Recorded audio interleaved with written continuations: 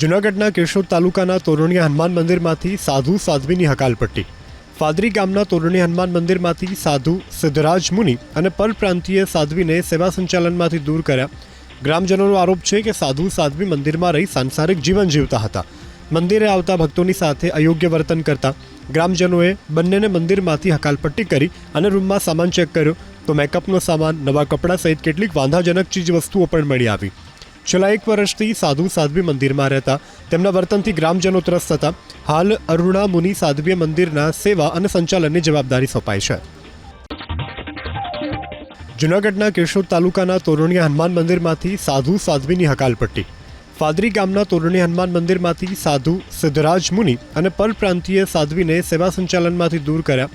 ગ્રામજનોનો આરોપ છે કે સાધુ સાધ્વી મંદિરમાં રહી સાંસારિક જીવન જીવતા હતા।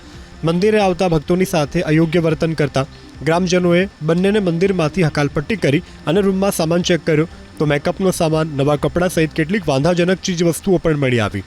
છેલ્લા 1 વર્ષથી સાધુ સાધ્વી મંદિરમાં રહેતા તેમના વર્તનથી ગ્રામજનો ત્રસ્ત હતા। હાલ અરુણા મુનિ સાધ્વીય મંદિરના સેવા અને સંચાલનની જવાબદારી સોંપાઈ છે।